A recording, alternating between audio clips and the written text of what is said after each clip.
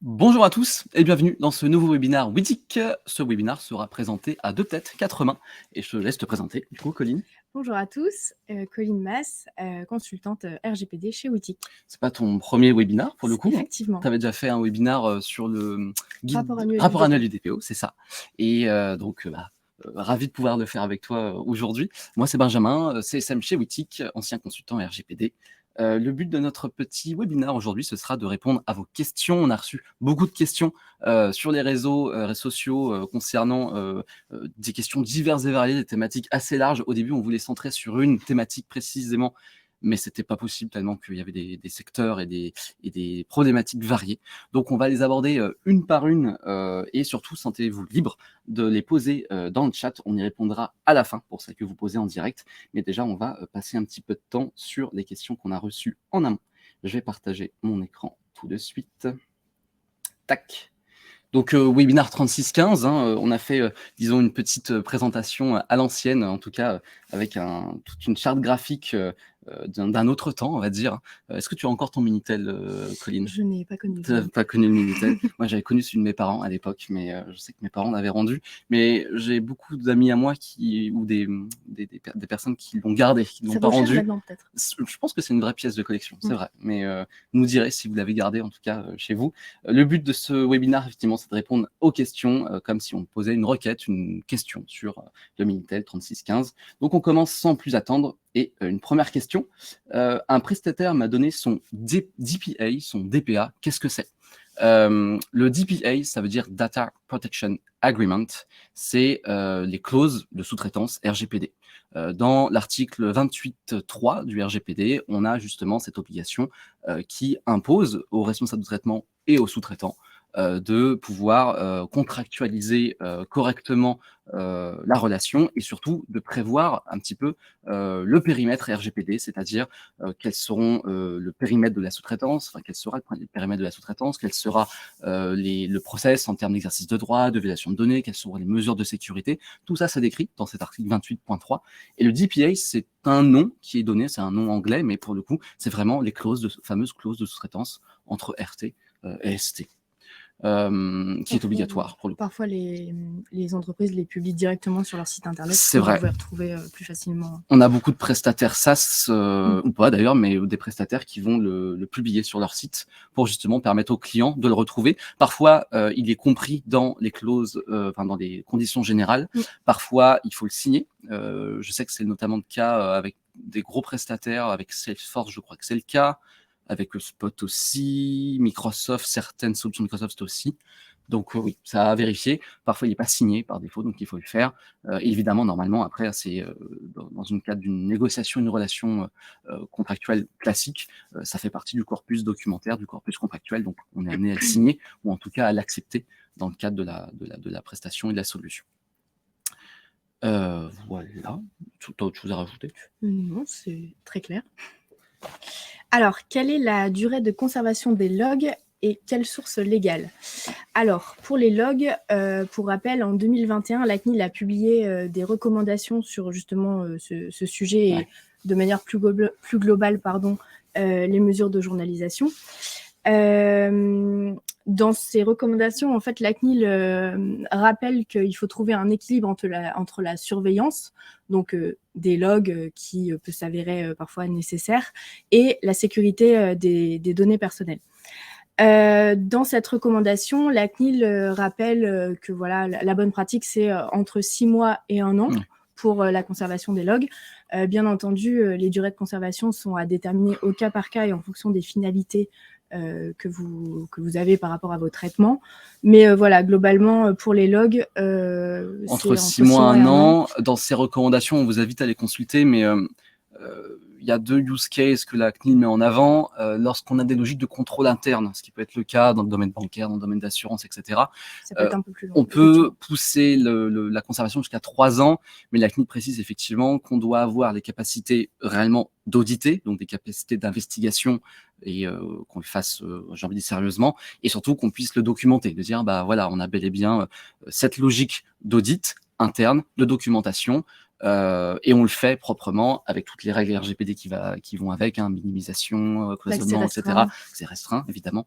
Mais on peut pousser jusqu'à 3 ans. Et un autre use case où effectivement, et ça rejoint ce que tu disais, si on a une finalité spéciale ou un besoin très spécial, très spécifique, effectivement, on peut pousser au-delà. Encore une fois, c'est la logique du RGPD. Toujours justifié, bien documenter ça dans le registre, pourquoi vous avez une durée de conservation plus longue. Mais bon, ça va être des cas assez précis. On est d'accord, hein, comme tu l'as dit, ça va être entre 6 mois jusqu'à 1 an pour les logs, ce qu'ils appellent logs standards. C'est ça, voilà, l'ensemble des informations de connexion, qui accède à quoi, quel terminal a accédé à quelles ressources, etc. Voilà. Pour le numéro de sécurité sociale, comment peut-on connaître les utilisations prévues par la loi? Effectivement, dans l'utilisation du numéro de sécurité sociale, le NIR, le numéro d'inscription au registre, il est très encadré en France et c'est régi notamment par, je regarde mes notes, par un décret de 2019, c'est ça, le décret cadre, qui justement va encadrer l'ensemble des cas d'usage, les cas où on peut utiliser le numéro de sécurité sociale. La plupart des cas, hein, ça, évidemment, il y a des finalités, j'ai envie de dire, liées pour le coup à de la protection sociale, à de la santé, aux logements sociaux, etc. Mais je vous invite vraiment à le consulter. Ce décret, il est facilement accessible. On pourra le mettre en lien dans le webinaire si vous souhaitez. Je crois que j'avais ouvert une fenêtre notamment, oui, le décret cadre qui est là. Et effectivement, de 2019, on a l'ensemble des finalités qui sont décrites. Donc on a par exemple protection sociale, on a le champ de la santé, le travail, l'emploi dans le secteur privé et public, hein, on peut imaginer pour l'édition des fiches de paye, etc. évidemment, les champs financiers, fiscal, douanier, bref, beaucoup de cas. Et si votre finalité ne se retrouve pas dans cette logique-là, normalement, a priori, votre traitement n'est pas licite, en tout cas, il ne sera pas possible de traiter le numéro de sécurité sociale dans cette situation-là. Encore une fois, si vous estimez que vous avez un besoin légitime, etc., l'idée, c'est de pouvoir le documenter, et encore une fois, de le documenter sérieusement, même si, par défaut, le décret cadre est quand même bien fait, donc si vous sortez du cadre, c'est qu'il y a un problème. Encore une fois, posez-vous la question et documentez correctement. Oui, et puis il faut rappeler aussi que le numéro de sécurité sociale, en fait, ça fait partie des données à risque. C'est ça. Donc, normalement, interdites de collecte.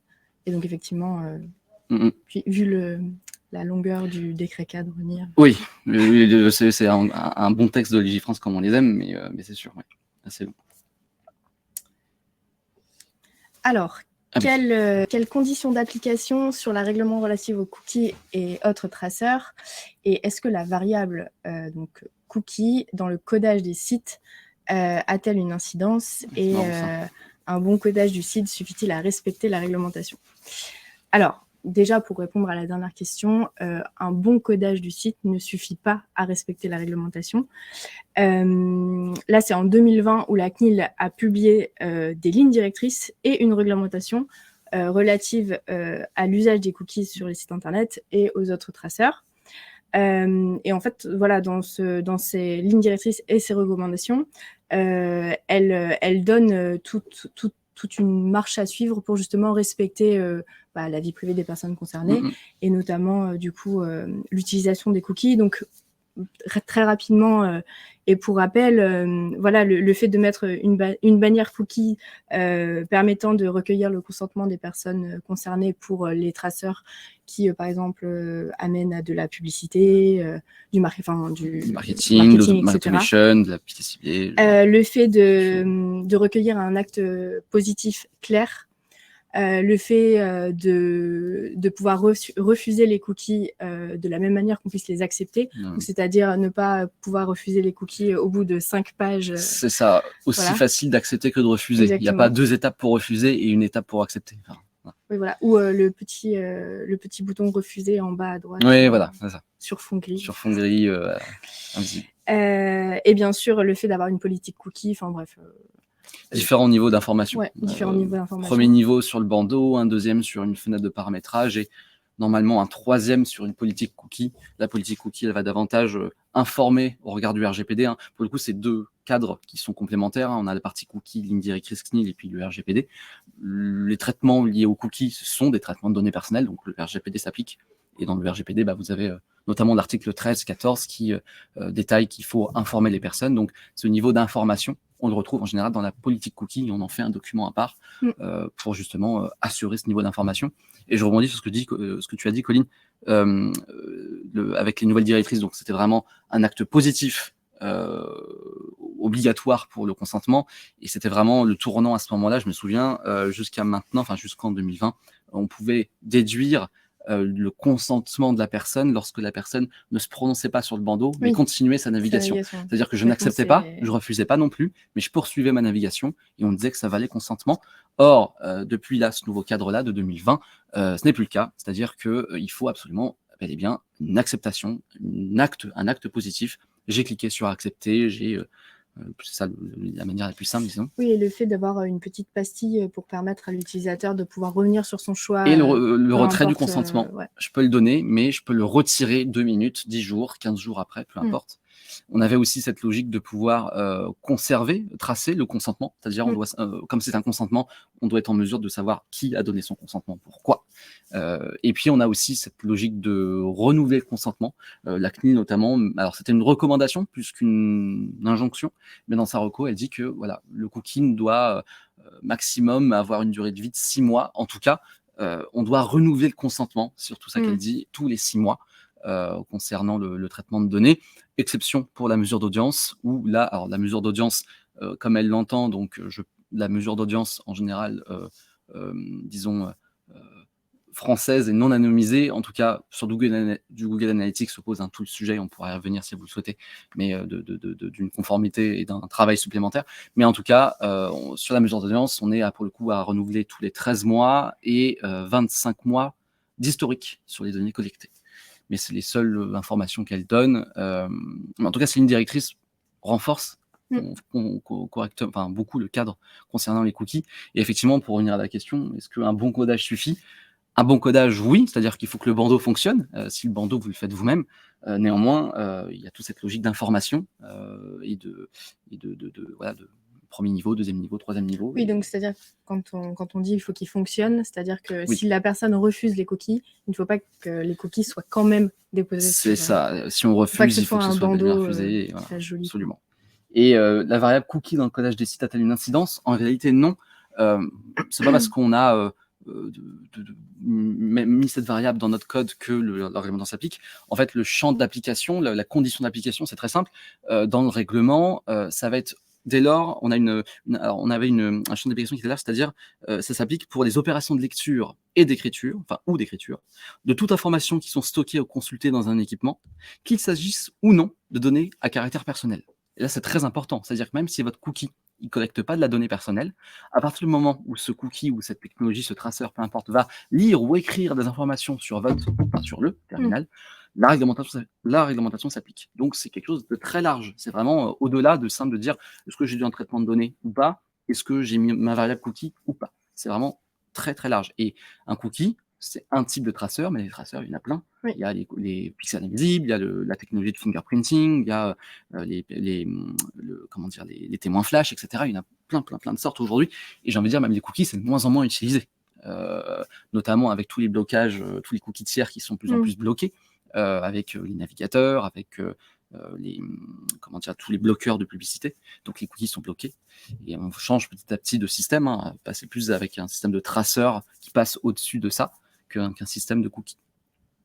Mais voilà, en tout cas, champ d'application très large. Et attention, on a fait déjà des webinars sur les sites internet, il me semble. Donc vous pourrez, je vous invite du coup à consulter nos webinars précédents sur le sujet. Vous aurez sûrement d'autres informations. Et puis à votre disposition, évidemment, si vous avez d'autres questions sur le sujet. C'est un vaste sujet, les cookies, ça revient souvent.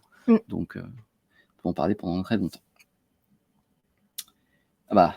Oui, là, c'est un peu une question liée, effectivement.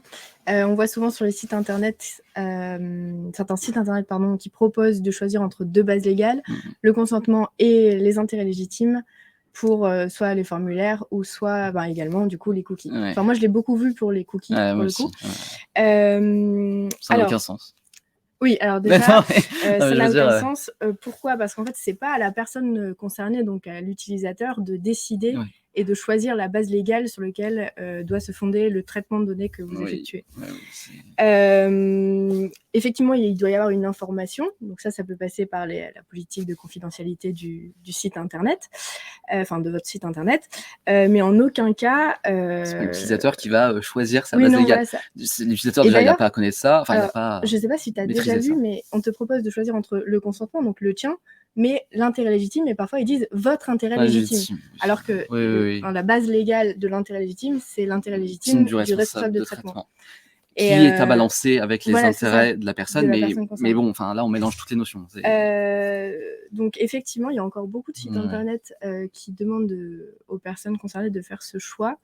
Ou alors, je sais pas, j'essaie de comprendre cette logique-là, parce qu'on est en 2023, ça fait longtemps maintenant que le cadre est en place. Oui, et puis avec les recommandations de la CNIL qui a même mis des espèces de mock-up pour montrer à quoi peut ressembler une bonne acceptation de cookies, etc. Ou alors, je sais pas, c'est une mauvaise traduction des éditeurs de sites américains qui...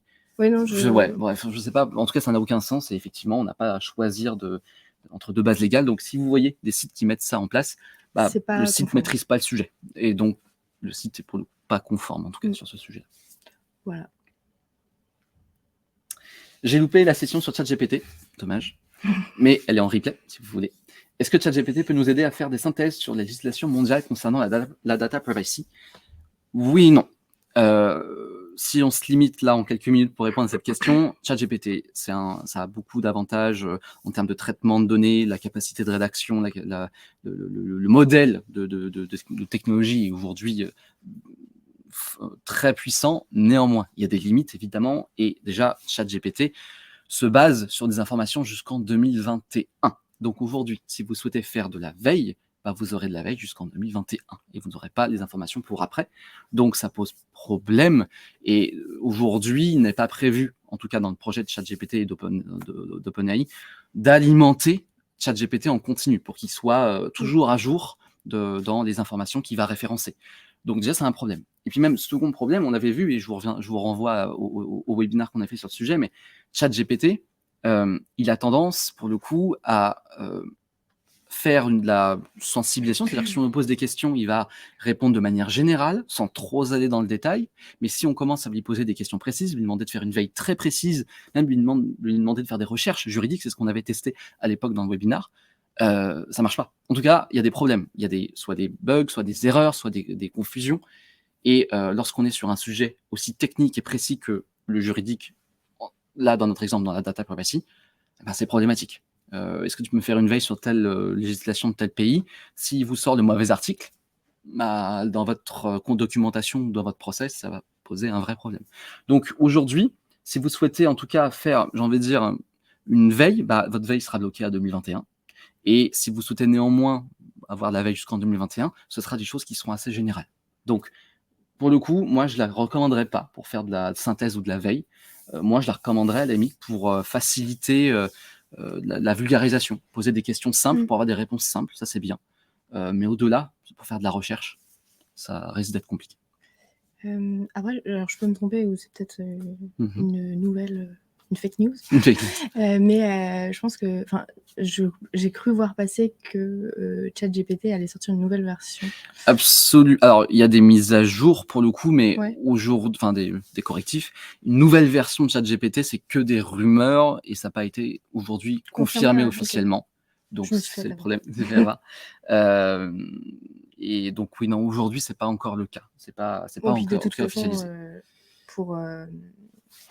Pour réaliser un chantier RGPD, on va peut-être pas se baser uniquement sur l'IA. On passe le sujet d'utiliser ChatGPT dans le cadre d'une conformité RGPD, ChatGPT prestataire américain, avec une grosse opacité en termes de traitement de données, etc. On passe le sujet, on peut en parler pendant longtemps, mais encore une fois, on ne peut pas trop le recommander. Comment gérer un client qui refuse une équipe nearshore basée à Maurice alors que l'entité est sous BCR ou CCT avec la maison mère en France?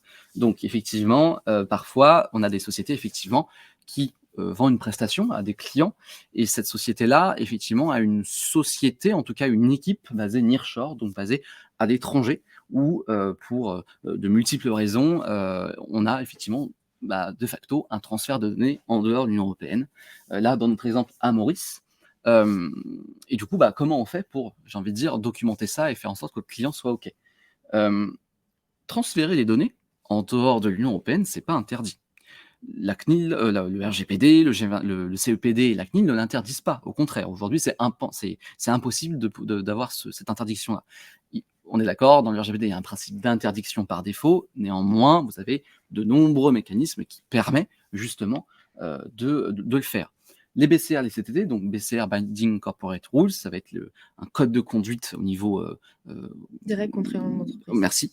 Au niveau groupe, du coup. Ouais. Et les CCC, les fameuses clauses contractuelles type, qui sont deux mécanismes différents, qui peuvent se superposer si vous le souhaitez, mais l'un ou l'autre suffit. Donc, j'ai envie de dire, à partir du moment où votre transfert, vous le documentez correctement, vous montrez pas de blush à votre client, vous montrez votre code de conduite, ou vos règles contraignantes, ou vous montrez votre CCT, vous montrez toutes les garanties que vous avez mis en place, le client, après, pour le coup, et encore une fois, c'est son choix. Donc, il a toujours le choix de choisir un prestataire qui ne transférera pas les données. Mais vous, d'un point de vue société qui a une équipe nearshore, vous êtes dans les clous. Vous documentez correctement votre transfert. Vous montrez que les garanties sont bel et bien en place, les garanties appropriées. Pour tout le sujet aujourd'hui autour des transferts de données en dehors de l'Union européenne, avec la RECHREM se pose aussi la question du transfert Impact Assessment, le TIA, qui est donc pour le coup une analyse qui permet de savoir si la législation du pays destinataire est conforme, en tout cas aux standards RGPD, aux standards européens. On a plein de décisions aujourd'hui de différentes autorités, la CEDH, le CEPD, la CJUE, etc., qui se sont prononcées sur tel ou tel pays. Je ne l'ai pas vu pour le coup pour Maurice, qui est bel et bien un État.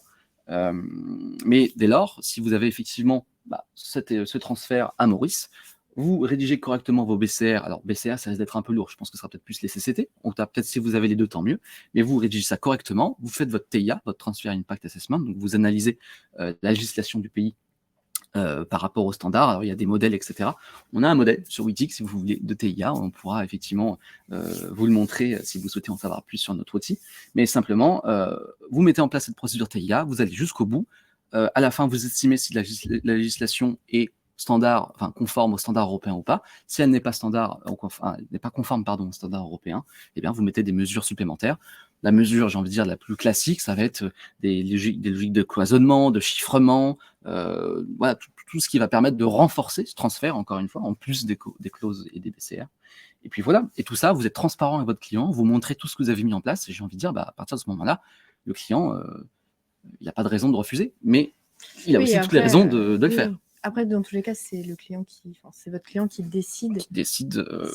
Qui aura toujours la main mise, S'il préfère un prestataire uniquement basé en Union européenne, je pense que vous ne pourrez rien faire, dans tous les cas. C'est ça.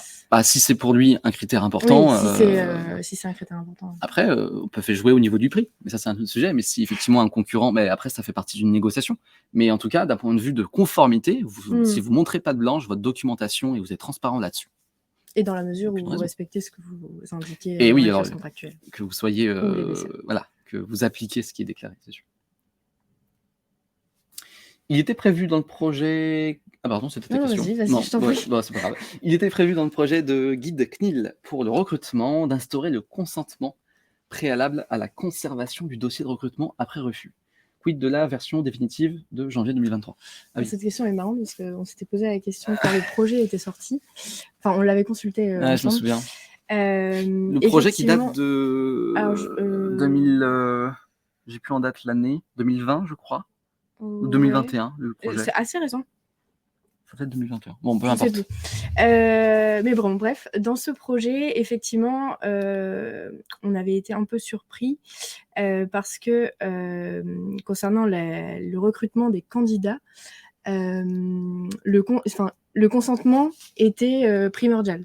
C'est-à-dire que si un candidat n'était pas retenu, on devait absolument... Enfin, ce qui était inscrit dans le projet, c'était on doit demander le consentement et on s'était posé la question comment opérationnellement c'était possible sachant qu'en France, c'est quand même ultra incorporé dans la pratique, c'est très ancré dans la pratique. Oui, de conserver les CV, le dossier après refus, alors qu'on puisse permettre l'opposition, la destruction, ça ok, mais aujourd'hui, tu demandes à un recruteur de devoir récupérer le consentement. Donc, consentement, c'est un consentement non, mais voilà, écrit, c'est ça. tracé, conservé, etc. Avec tout ce qui va avec. Avec Oui, tout ce qui va avec, qui est assez lourd. comment le recueillir, enfin, c'est Comment le très recueillir et comment le strict, très conserver strict. pour le recruteur.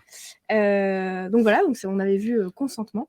Et en fait, finalement, donc dans la version définitive, bon, on sent que la CNIL marche un peu sur deux œufs. Oui. Parce qu'en fait, alors, donc déjà, et intervient l'intérêt légitime maintenant. Ouais, c'est ça, elle a rajouté la notion d'intérêt légitime Et maintenant. parle de, voilà, de certaines hypothèses. En fait, elle prend des hypothèses lorsqu'on a une campagne de recrutement. Donc, si... alors, c'est quand même intéressant la formulation. Si le candidat transmet son CV ou s'il fait une candidature spontanée, c'est à son initiative. On considère donc, on peut considérer. Voilà, on peut considérer. C'est ce qu'elle dit. Qu'il a consenti. C'est ça. Donc voilà. Et comment elle fait intervenir l'intérêt légitime? En fait, l'intérêt légitime, c'est dans le cas où le candidat n'est pas sélectionné. Donc, bien évidemment, elle indique que là, c'est quand même bien de demander le consentement du candidat pour pouvoir conserver son CV. Mais l'employeur peut quand même, et là je cite la CNIL, peut quand même se fonder sur son intérêt légitime pour conserver le CV des candidats. Donc, oui, bon. Voilà. Bon, après, c'était à prévoir parce que c'est vrai que même nous, quand on a vu uniquement le consentement, dans le projet, c'était bizarre. On s'est dit que ça allait pas forcément tenir. Ouais, non. Surtout, en France, c'est une pratique très courante, donc de mettre alors on remet pas en cause le côté vertueux de cela, mais aujourd'hui, mettre en place un consentement à chaque candidature refusée pour conserver le dossier, c'est pour le coup assez lourd, et même, je suis quasiment sûr, même si c'était le cas, il y aurait très peu de recruteurs qui le feraient, qui récupéraient le consentement, quitte à se mettre en non-conformité, mais qui expliquera par A plus B que c'est, en termes de process de recrutement, pour des cabinets, pour des activités avec beaucoup de recrutement, c'est très compliqué à mettre en place.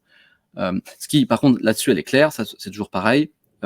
On laisse toujours le choix de s'opposer. Bien sûr. On informe évidemment la personne, et il y a une durée de conservation qui est limitée, évidemment. Mais se poser la question du consentement. Donc, j'ai envie de dire, ça dépend, mais c'est quand même au final, beaucoup d'intérêts légitimes. Donc, la situation n'a pas trop changé, mais elle prévoit quand même une hypothèse où le consentement est nécessaire. Et effectivement, là, on invite vraiment à ce que vous compariez vos pratiques et ce qui est inscrit dans ce guide-là, guide qui a été publié tout récemment, en janvier 2023, c'est ça.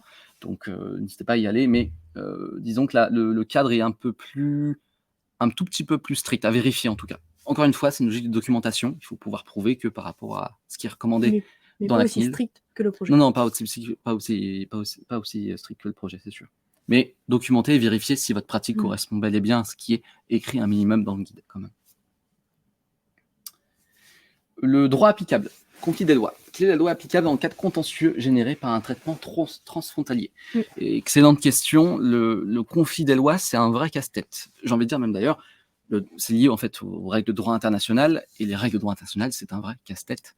Ça te rappellera des doux souvenirs de Pâques. Ouais, d'accord, pas bien, moi non plus. Mais effectivement, on s'est renseigné un petit peu. Il faut faire attention à deux cas.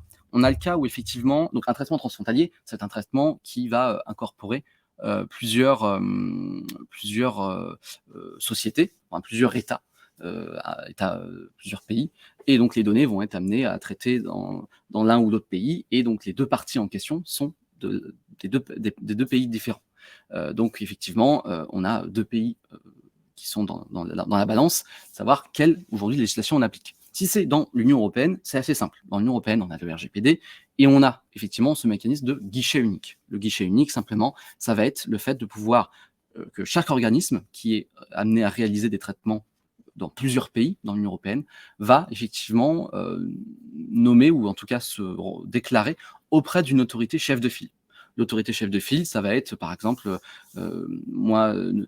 imaginons Microsoft, qui a pour le coup a son siège social, il me semble, en Irlande, il y a un des GAFAM qui est pas en Irlande, je sais plus lequel, mais imaginons que c'est en Irlande, eh bien, il y a de fortes chances, même c'est le cas, Microsoft ait effectivement désigné la CNIL l'autorité irlandaise comme chef de file. Et donc, dès lors qu'on a un sujet transfrontalier, un sujet de transfert de données ou un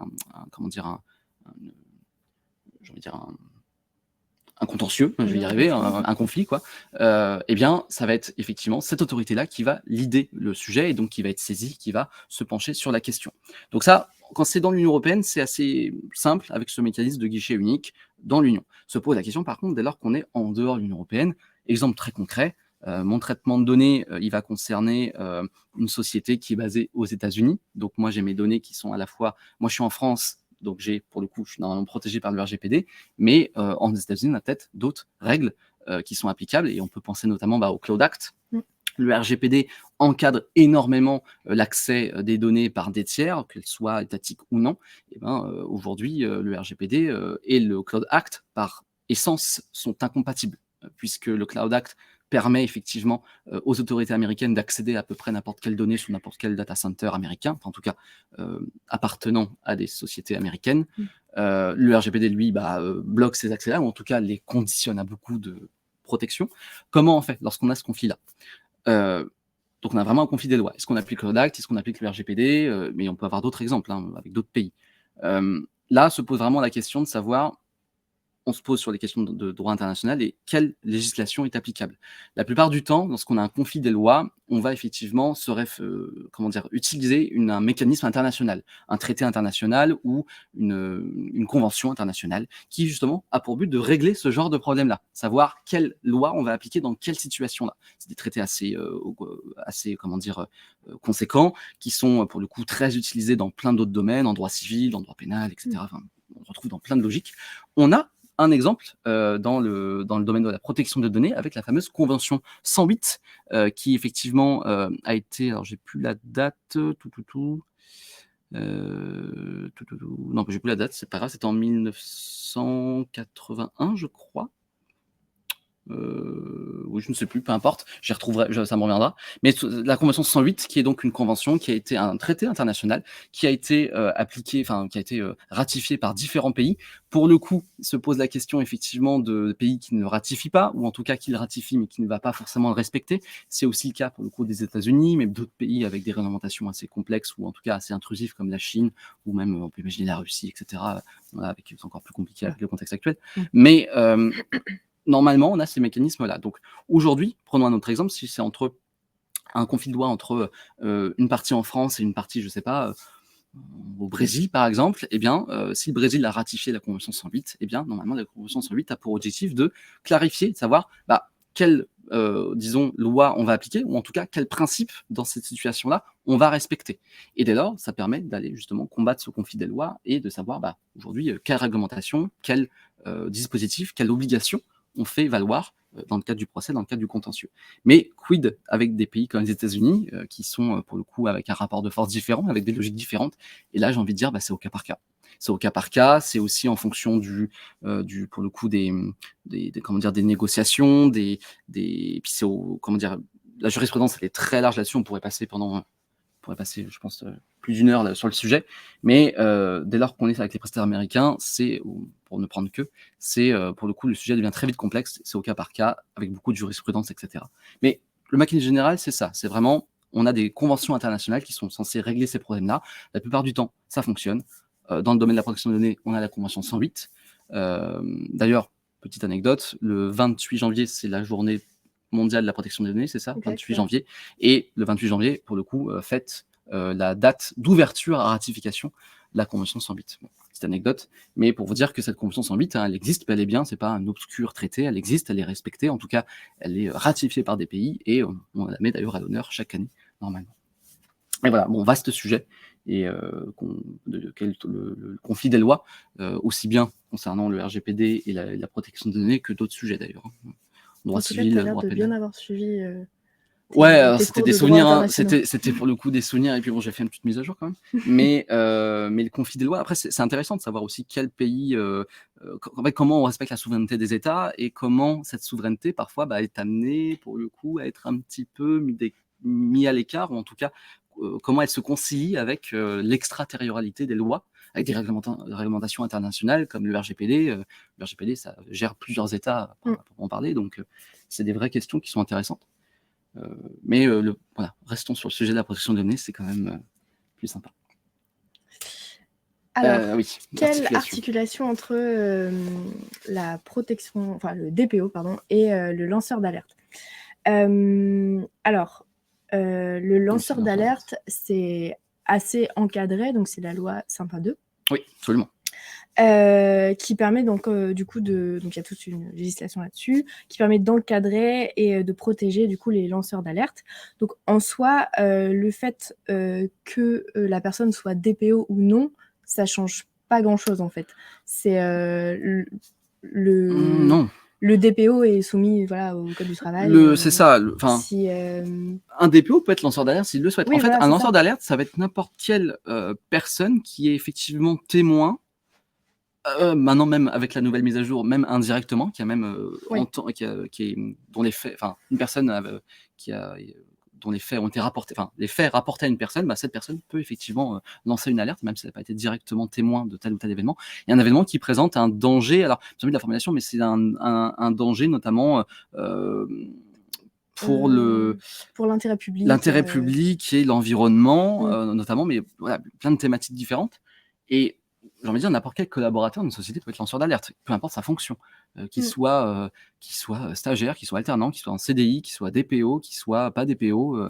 Après, je vois mal, en fait, le DPO est là pour du coup piloter la conformité. Je le vois mal, ou alors peut-être que ça existe, hein, mais je vois mal un DPO oui, c'est vrai. Être lanceur d'alerte pour ses propres sujets contre son responsable. Faut pas oublier que le DPO, alors en plus, surtout si c'est un DPO avec une lettre de mission qui reprend vraiment, j'ai envie de dire, les fonctions officielles telles que décrites dans le RGPD, le rôle du DPO, c'est pas de dénoncer non plus un organisme, une société, une entreprise, à la CNIL ou à qui que ce soit. Le but du DPO, c'est quand même de documenter tous les choix du responsable de traitement, de l'accompagner, etc. Mais si le responsable de traitement réalise une non-conformité, le rôle du DPO, c'est pas aller de se plaindre, de déclarer la non-conformité à la CNIL ou à des autorités. Le rôle du DPO, c'est de documenter, pour que lorsqu'il y a un contrôle, de dire oui, ça a été fait en toute connaissance de cause, et on le sait, et on a fait ce choix-là. Donc effectivement, c'est vrai que un DPO qui serait lanceur d'alerte sur ce sujet-là, d'un point de vue administratif, pénal, il risque rien. Par contre, après, j'ai envie de dire, en termes de droit du travail, il se peut qu'effectivement... Alors, le responsable de traitement n'est pas non plus censé sanctionner le DPO sur la base de son périmètre d'intervention. Mais est-ce qu'on considère que déclarer l'alerte, ça fait partie fondamentalement des attributions du DPO? Je ne pense pas non plus. Le DPO n'est pas censé mettre des alertes. Le DPO, il documente. Et, alors, il fait des alertes en interne, j'ai envie de dire, entre guillemets. En tout cas, il va faire tout pour qu'effectivement la réglementation soit bel et bien impliquée. Et il va auditer, il va accompagner. Oui, et puis le DPO est le point de contact entre le responsable de traitement et la CNIL. Et la CNIL, absolument. Donc, mais en soi, il n'y a aucune... rien, ça n'empêche pas. Il n'y a aucune incompatibilité. Mais est-ce que ça va, pour le coup, faciliter le responsable de traitement pour prendre des sanctions à l'égard du DPO? Est-ce qu'en final, un DPO lanceur d'alerte, c'est un DPO qui se met en danger et qui risque d'être viré, licencié? C'est intéressant comme question. Bonne question. Moi, je pense qu'effectivement... Effectivement, le DPO peut être sanctionné si le responsable de traitement prouve qu'il n'a pas répondu à ses missions, à ses fonctions, etc. Mais si, admettons, un DPO et lanceur d'alerte sur un sujet RGPD, je sais pas, j'ai jamais eu ce non, cas on avait regardé un peu, on n'avait pas trouvé de jurisprudence sur le sujet-là, parce que le sujet Sapin 2 à lanceur d'alerte, c'est relativement récent, entre guillemets. En tout cas, relativement popularisé maintenant. Le jour où on a un DPO lanceur d'alerte, est-ce que la société, le responsable de traitement va estimer que le DPO a fait une erreur dans le cadre de sa mission, il n'aurait pas dû lancer une alerte? Bonne question. En tout cas, il ne faut pas oublier que le lanceur d'alerte, dès lors qu'il est dès lors qu'il se prononce en tant que tel, il est protégé par tout le statut du lanceur d'alerte, sachant que même aujourd'hui, avec les dernières mises à jour, la dernière réforme, la dernière amélioration de la loi Sapin 2, le lanceur d'alerte peut tout de suite contacter le défenseur des droits, et il n'est même pas obligé, pour le coup, je crois, de passer par un alerte interne. Il peut directement aller propulser son alerte directement auprès des autorités. Donc, j'ai envie de dire, ça fait beaucoup de niveaux de protection, puisqu'il peut directement, porter le problème, peut-être même anonymement auprès des autorités, sans l'avoir déclaré en interne, et qu'il y ait des suspicions de dire, ça c'est forcément le DPO qui a lancé cette alerte-là. Donc, il y a des mécanismes de protection aujourd'hui qui sont efficaces. Et alors, petite anecdote, mais faut rappeler que si le DPO n'a pas de statut protégé. Oui. Le DPO n'a pas un statut protégé comme un IRP, comme un délégué du personnel ou quoi que ce soit. C'est un collaborateur qui a une lettre de mission, qui est soumis au travail classiquement. Si lanceur d'alerte, il bénéficie effectivement de la protection dans le cadre du Sapin 2, mais voilà. Ça dépend pas de sa fonction. Ça dépend pas de sa fonction intrinsèquement. Non. Intrinsèquement. C'était la tienne ou la mienne, celle-là? La réglementation applicable en matière de transfert de données hors UE est souvent inaccessible aux petites entreprises, c'est vrai, qui recourent à des prestataires, type GAFAM ou autres gros acteurs qui procèdent à de tels transferts. Avez-vous des recommandations pratiques pour ces entreprises, autres que de choisir un autre prestataire ou d'assumer le risque de la sanction? Effectivement, on dit des petites sociétés, mais pas forcément que des petites sociétés ou des petits prestataires. Parfois, c'est même des plus grosses sociétés qui, effectivement, vont avoir recours à des services qui sont aujourd'hui clés en main. La plupart de ces services clés en main sont fournis par les GAFAM, par du Google, par de l'Amazon, par du Microsoft surtout aussi. Ces prestataires-là, même s'ils ont des data centers en Europe, se posent toujours la question de savoir, oui, mais il y a des transferts potentiellement de données qui sont réalisés jusqu'aux États-Unis, en interne, mais aussi par Microsoft, mais aussi via les autorités, la NSA, etc., donc toutes les autorités de renseignement qui accèdent aux données un peu comme ils veulent grâce au Cloud Act. Donc aujourd'hui, ces transferts-là, c'est compliqué de les encadrer et c'est compliqué d'avoir une marge de manœuvre là-dessus. Comment on fait? Aujourd'hui, encore une fois, et on l'a dit tout à l'heure, transférer les données en dehors des États-Unis, c'est pas interdit. Encore une fois, et surtout pour des petites entreprises, c'est là où la CNIL aussi le sait, à partir du moment où vous montrez par A plus B que vous avez tout mis en place pour respecter cela, j'ai envie de dire, c'est bingo. La CNIL ou un auditeur saura, n'importe quel auditeur, saura qu'une petite entreprise n'aura aucune possibilité d'aller auditer les traitements de données de Microsoft ou Google. D'ailleurs, j'ai envie de dire même n'importe quelle société d'ailleurs. L'idée, c'est de savoir, est-ce que vous avez fait ce choix en connaissance de cause, en connaissant les risques, et en connaissant les risques, qu'est-ce que vous avez fait pour les limiter, voire pour les neutraliser? Aujourd'hui, c'est possible d'avoir un transfert vers les États-Unis qui est safe, qui est, j'ai envie de dire, propre. Vous mettez en place vos garanties appropriées, CCT, BCR, etc. En général, c'est les CCT de ces prestataires-là. Très bien. Et puis, en fonction après de l'offre que vous avez, et donc là se pose la question économique, mais vous êtes totalement en droit, et ça se fait, de voir avec votre contact auprès de cette société-là, ou même de contacter, en fonction aussi, encore une fois, de l'offre que vous payez, de demander même que le chiffrement des données soit réalisé, et que la clé de cet chiffrement ne soit disponible, accessible que par vous. Et ça, pour le coup, les données sont chiffrées, et les seules personnes qui peuvent les déchiffrer, entre guillemets, c'est vous, en tant que client, dans le cadre du service auquel vous avez souscrit. Encore une fois, se pose la question, j'ai envie de dire, d'un rapport de force. Quand on a un petit budget et qu'on choisit un service qui est totalement clé en main, c'est dur d'avoir cette marge de négo-là. C'est un choix aussi. Mais encore une fois, on a même je me souviens, moi, quand j'étais consultant, il y avait des clients aussi, on leur disait, vous avez fait une étude de marché, vous avez rendu compte que la seule solution qui rentrait dans vos prix, c'était celle qui était proposée par Microsoft. Très bien. Et documentez-le. Dites-le que vous avez fait un comparatif avec telle société, tel prestataire, telle solution. Nous mettre en conformité avec telle solution, ça nous coûte ça, plus le coût du service. Avec telle société, ça nous coûte ça. Avec telle société, ça nous coûte ça. Et la logique économique aussi est tout à fait entendable par la CNIL. Il faut juste le documenter proprement et bien expliquer que, effectivement, pour développer votre activité, vous avez conscience des risques, vous les avez limités au maximum et vous présentez. Encore une fois, c'est de la transparence, c'est du bon sens. Et la CNIL a connaissance de ça, et les autorités, de manière générale, aussi ont conscience de la situation aujourd'hui. C'est dur d'avoir une alternative aussi efficace qu'un Microsoft, en termes de services tout clés en main, de solutions, d'hébergement, etc. Même si elles existent petit à petit, on a des acteurs qui émergent petit à petit. On peut penser à du Nextcloud, on peut penser à Proton pour certains services, on peut penser à Murena, etc., au vide, même au niveau des cookies, tout à l'heure on parlait des cookies. Même au niveau des cookies, on a, alors je les ai plus tous en tête, mais on a effectivement AT Internet, puis alors XP Week aussi, enfin plein de solutions qui permettent effectivement d'avoir des alternatives. Mais encore une fois, tout dépend de votre besoin, de votre niveau d'exigence là-dessus. Mais on a conscience aujourd'hui qu'il y a un décalage entre ce qui est proposé par ces acteurs-là et ce qui se fait aussi en alternative.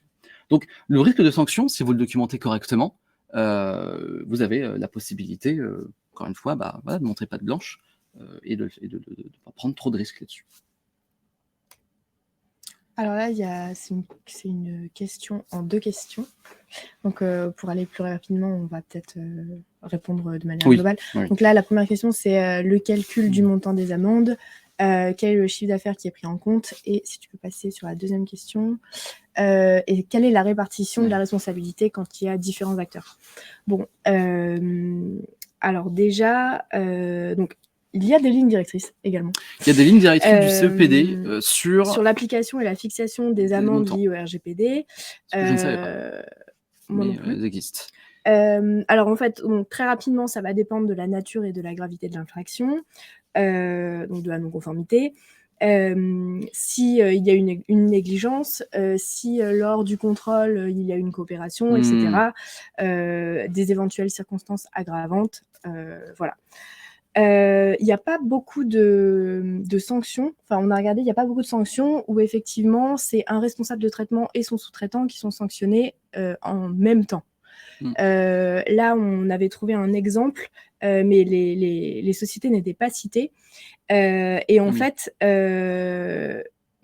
disons qu'il n'y a pas de sanction où c'est une somme globale et les responsables de traitement ou co-responsables ou sous-traitants se divisent en fait la sanction. Dans la sanction que l'on a pu voir et relire du coup, là la sanction, il y avait un montant pour le responsable de traitement qui du coup n'avait pas vérifié en fait, voilà. C'est ça, en termes de sous-traitance, si effectivement son sous-traitant faisait correctement le travail. Fiable, etc. Et le sous-traitant n'avait pas non plus, de son côté, le sous-traitant avait une sanction pour ne pas avoir mis en œuvre les mesures de sécurité adéquates, etc. Donc en soi, est-ce qu'ils sont tenus solidairement? Il n'y a pas de cette notion comment on appelle ça, c'est de responsabilité solidaire et conjointe. C'est-à-dire que la CNIL, dans son approche, elle va sanctionner le RT sur tel montant pour tel manquement, et dans la même décision, elle peut être amenée à aussi sanctionner tel sous-traitant sur tel manquement pour tel montant. Et les deux payent leur amende dans leur coin. Néanmoins, toujours possible pour les deux parties, après, civilement, de se retourner l'une contre l'autre. Le RT dit, toi, sous-traitant, tu t'étais engagé à faire ça, mais tu l'as pas fait. Du coup, moi, je t'attaque. Et le sous-traitant dit, oui, mais toi, tu m'as pas donné d'instruction documentée. Du coup, je t'attaque aussi. Mais d'un point de vue de sanctions administratives et de montant, il n'y a pas de niveau solidaire ou conjoint. Non. Et de toute façon, là, voilà, on avait trouvé cette décision-là, mais cette sanction-là, mais il n'y en a pas énormément. Non, sur le sujet, non. On parle du responsable de traitement et du sous-traitant en même temps en termes de sanctions. Non. Voilà. Y a-t-il une obligation d'avoir un responsable DPO quand on est auto-entrepreneur? Une association ou quand il y a une personne dans la société? Pour rappel, le fait d'être obligé de nommer un DPO, c'est uniquement dans 3 cas. Donc, quand on est un organisme public, quand on est un organisme où on traite des données à grande échelle et avoir des données sensibles, mais aussi le terme de suivi régulier, systématique. Qu'on fait de la surveillance. Voilà. Donc ça, c'est à déterminer au cas par cas, encore une fois. Dans tous les cas, la CNIL encourage pour les entreprises, donc PME, TPE, ça dépend, de désigner un DPO. Dans tous les cas, elle encourage cette pratique, donc désigner un DPO à la CNIL. Les 3 cas dont on a parlé avant, là, c'est obligatoire. Et après, pour les entrepreneurs, les auto-entrepreneurs ou les entreprises où il y a une seule personne, là, en fait, vous devez vous assurer vous-même de la protection des données personnelles que vous pouvez recueillir. Donc, si vous avez un site internet avec des cookies, des formulaires, etc., Oui, ça bien empêche évidemment pas. respecter la réglementation. Voilà, Disons que le fait d'être seul ne doit pas vous empêcher de... Alors, si vous êtes tout seul et vous rentrez dans un des critères obligatoires, vous devez vous nommer en tant que DPO et réaliser ça. Néanmoins, après se pose la question d'un potentiel conflit d'intérêt pour le coup. Oui, mais effectivement.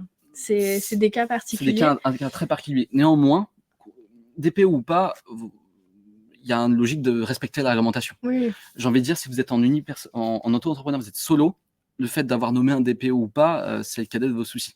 Le sujet, ça va être surtout de savoir où est-ce qu'on en est en termes de conformité, etc. Alors, vous pouvez passer par des DPO externes, évidemment, cabinet de conseil, etc., boutique, pourquoi pas.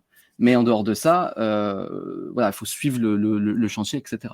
Et on vous renvoie vraiment aux 3 critères, du coup, obligatoires où le DPO doit être nommé. On va peut-être passer aux questions qui sont posées en direct, parce que je vois que le temps file. Je vais arrêter mon partage. Est-ce qu'il y a des questions? Oula, oui. Dans le cadre, alors je remonte, dans le cadre d'une vidéo intégrée, avoir un voile qui bloque la vidéo jusqu'à ce que la personne consente. Et ok, effectivement, alors en fait le voile, il faut qu'il bloque le dépôt des cookies. On le voit sur des vidéos où j'arrive sur mon site et la vidéo ne se lance pas et elle dit pour activer la vidéo, vous devez autoriser les cookies. Et donc si on vérifie et qu'on voit effectivement que aucun cookie n'est déposé tant que j'ai pas accepté, oui, c'est ok. Mais il faut que ce voile, il bloque techniquement les cookies. Si c'est un voile qui fige la vidéo par défaut, ça ne règle pas le problème. Est-ce que les cookies tiers consentis individuellement doivent-ils se trouver dans la politique de conf ou cookies?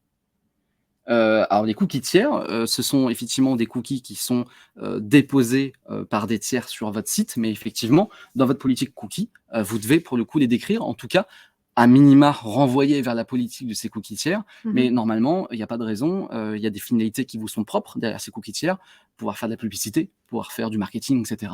Dans cette politique cookie, vous devez expliquer comment vous faites pour faire cette publicité-là. Si les cookies tiers y participent, vous devez, pour le coup, au titre de l'article 13 et 14 du RGPD, détailler votre traitement, cookie tiers ou pas. Donc, article 13, effectivement, s'applique. Bonjour, la gestion de notre site internet non marchand est externalisée. Ce site est une vitrine pour la société et comprend des offres de postes avec possibilité de postuler pour les candidats. Interrogé par nos soins, le prestataire nous a répondu que notre site n'utilise aucun cookie. Est-ce possible? Comment être sûr? Attention, quand on dit qu'il n'y a pas de cookie, parce qu'il y en a toujours un ou deux. C'est-à-dire que... c'est comme quand on vous demande s'il y a des données personnelles. Non, il n'y a pas de données personnelles. Il y a un nom, prénom, l'adresse postale et...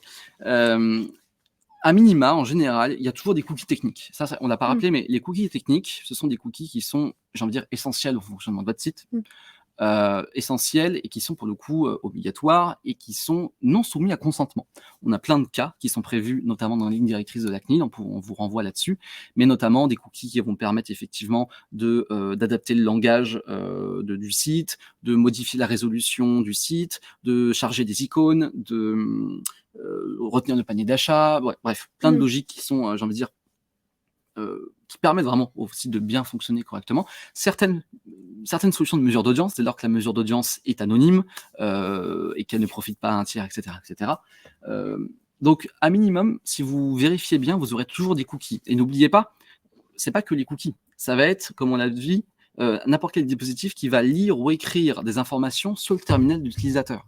Techniquement, le fait de même ne serait-ce que lire, par exemple, l'adresse IP ou l'adresse MAC d'un MAC, c'est pas Apple, mais donc un identifiant qui est propre à chaque terminal, lu par le site, eh bien, c'est pour le coup un traitement de données qui doit être régulé par justement toute cette logique de réglementation cookie.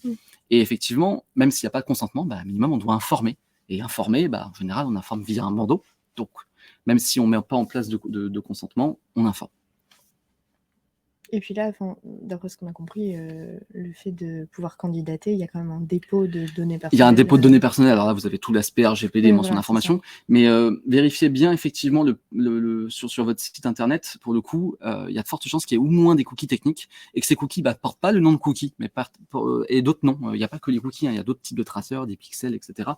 Et encore une fois, la lecture ou l'écriture d'infos sur les terminals d'utilisateurs, ça vaut application de la réglementation cookie. Quel format recommanderiez-vous pour documenter un TIA ? Eh bien, utilisez l'audit Wittic sur notre plateforme Wittic. Et sinon, il y a beaucoup aujourd'hui je crois qu'il y a un modèle mis à disposition par nos confrères de OneTrust sur Internet. Donc, vous pouvez effectivement, j'avais vu à l'époque, je ne sais pas s'il est encore en place, mais j'avais vu ça à l'époque, et vous avez effectivement un modèle de TIA qui est une approche possible. On a effectivement des lignes directrices sur le sujet du CEPD qui sont assez complètes. Et nous, pour construire notre modèle de TIA, c'est basé sur ces lignes directrices-là, beaucoup. Donc, on pourra vous le montrer si vous intéresse dans le cadre d'une démo. Mais vaste sujet qu'est le TIA. L'idée, c'est de pouvoir bien vérifier si la législation d'un pays est conforme aux standards européens. Et si c'est oui, tant mieux. Si c'est non, quelles mesures on met pour y remédier. Je croyais que par principe dans le RGPD, le consentement ne se présumait pas. Quid du consentement déduit du fait d'avoir communiqué un CV pour une candidature?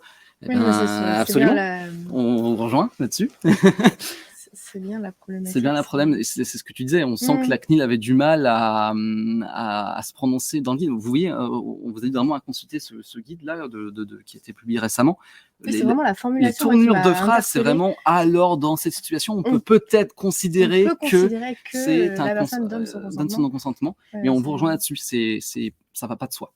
Mais bon, j'ai envie de dire que c'est dans un guide de la CNIL, donc a priori, on peut se baser dessus de manière à peu près safe. Est-ce qu'il est obligatoire de déclarer son dépôt à la CNIL? Donc ça, on a déjà répondu à la question. Et vous avez, si vous voulez, un article sur le RGPD dédié, alors j'ai plus l'article en tête, mais si vous tapez article désignation DPO, vous trouverez l'article en question, qui expose les 3 cas où c'est obligatoire. Peut-on garder tous les mails échangés avec des prospects clients? Sinon, comment fait-on pour créer de la business intelligence du type établir un arbre structurel des personnes à responsabilité dans une structure ou garder les données d'un prospect qui ne dit pas est disponible avant 3 ans. Comment structurer les choses? Quelle finalité? Quel outil approprié? Excellente question. Toutes les fiches prospects, clients, dans le cadre dans le cadre d'une gestion CSM, etc., c'est compliqué effectivement d'avoir ça. Alors, il y a plein d'outils CRM qui permettent de consigner automatiquement des mails dans le CRM, etc. Se pose la conformité, attention, de tous ces outils-là. Mais en dehors de ce sujet-là, aujourd'hui, conserver, dans le cadre d'une relation commerciale, on peut librement conserver tous les mails, il n'y a pas de souci. Ça fait partie, j'ai envie de dire, du suivi d'activité. Quid, effectivement, quand ces données arrivent à expiration, donc en général, tant que c'est la relation commerciale, c'est OK. Dès lors qu'on est à une fin de relation commerciale, plus d'échanges, et là, on part en général, on estime qu'on a effectivement la possibilité de reprospecter la personne pendant 3 ans, à partir effectivement de cette fin de relation commerciale. Et là, pour le coup, est-ce qu'on garde les mails précédents ou pas?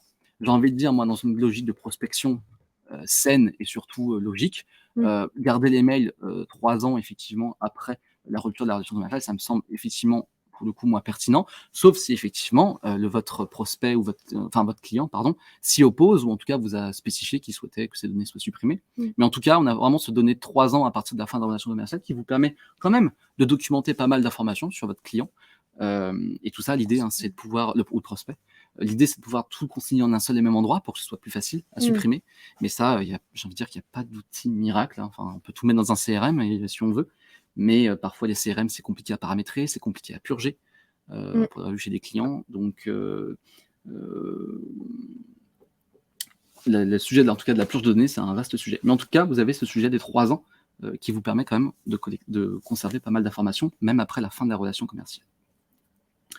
Je vois que le temps passe. À l'occasion de la prospection B2B, et lorsqu'une personne s'oppose à la prospection commerciale, comment faire pour conserver la trace de l'opposition de la personne concernée? Si on supprime la donnée de la personne concernée, comment s'assurer par la suite que cette personne ne va pas se retrouver de nouveau dans la liste de leads et de prospection? Alors ça c'est un excellent sujet. Aujourd'hui, quand effectivement on doit respecter l'opposition d'une personne, l'idée, normalement, idéale, c'est de la mettre ce qu'on appelle dans une liste repoussoir. C'est-à-dire, j'ai ma personne qui s'est opposée, je la supprime de mes bases, mais il faut quand même que je me souvienne que c'était monsieur ou madame machin avec telle ou telle adresse mail pour ne pas qu'elle réarrive dans mon CRM. Et si elle arrive dans mon CRM, bah, qu'on n'en fasse rien et qu'on la supprime. Donc cette liste repoussoir, l'idée, c'est de pouvoir mettre les adresses mail, nom, prénom, à la limite, et adresse mail. Pas plus que ça, parce qu'a priori, vous n'avez pas besoin d'autres informations. L'opposition se fait sur la base de l'adresse mail. Pour si vous faites du phoning. Alors oui, même logique si c'est du phoning, si c'est avec le numéro de téléphone, pardon. Mais l'idée, c'est de la mettre dans une liste à part et que régulièrement, lorsqu'on refait des campagnes de prospection, de génération de leads et d'alimentation de CRM, que cette liste repoussoir, elle soit, j'ai envie de dire, alors soit toujours appliquée, ou si elle n'est pas toujours appliquée, régulièrement, on a notre liste qui va aller purger la base, potentiellement des prospects qu'on a recollectés. Et encore, ça, j'ai envie de dire, ça ne vous met pas totalement en conformité parce que vous avez recollecté une donnée que vous n'étiez pas censé collecter.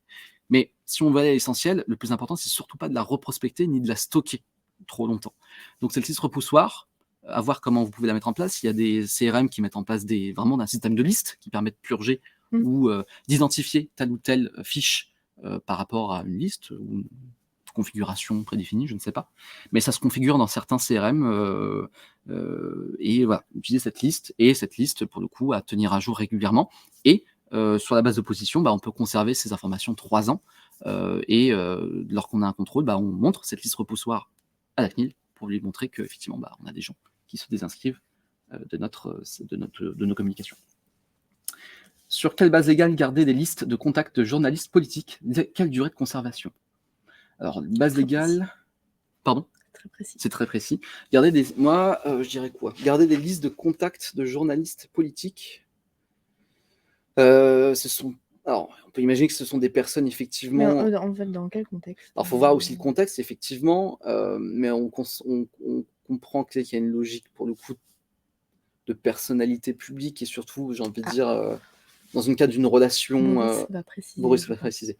Dans une cadre d'une relation B2B, en tout cas, l'idée, c'est de pouvoir contacter la personne dans le cadre de sa fonction, dans le cadre de son périmètre. Politique, il y a le mandat. C'est ça. Donc, l'idée, encore une fois, moi, j'appliquerais effectivement la logique B2B là-dessus. Donc, effectivement, pas besoin de consentement. Néanmoins, on respecte l'opposition. Et puis, durée de conservation, classique, moi, pour n'importe quel système de mailing... 3 ans à partir du dernier contact, c'est-à-dire que tant que la personne correspond avec nous, c'est OK. Puis si au moment où elle ne répond plus à nos sollicitations, ou elle souhaite d'ailleurs elle-même supprimer, on supprime les informations. Et puis effectivement, si on rentre à nouveau en contact avec la personne, à partir de ce moment-là, on est amené à pouvoir la retraiter avec elle. Mais bon, moi j'appliquerais une logique assez B2B là-dessus. Pour des newsletters, là-dessus, oui, dans ce cas-là, newsletter, encore une fois, il ne faut pas oublier, le cadre B2B, il faut que ce soit non seulement dans le cadre d'une relation professionnelle, vis-à-vis de l'activité d'une personne, et aussi en lien avec son poste et son activité. Proposer... je sais pas, des réductions Leclerc à je prends un exemple bête, mais à un politique ou à un journaliste, on voit difficilement le lien entre les promotions sur les poires et la fonction, le poste de la personne. Donc, il faut que ce soit en lien. Mais on vous envoie encore une fois sur la page, pour le coup, de la CNIL sur la prospection B2B, qui est assez claire sur le sujet, donc n'hésitez pas. Je vois qu'il est 12h03, qu'on est bon en termes de timing. Si vous avez d'autres questions, n'hésitez surtout pas à nous les poser. Ça, communication éthique.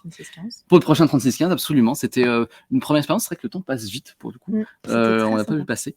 Au plaisir de refaire avec toi, Colline. Avec plaisir. Et puis merci beaucoup à tous pour votre participation et vos questions. C'est un exercice qui est assez agréable à faire, où on peut effectivement aborder différentes thématiques et répondre un petit peu sur le feu.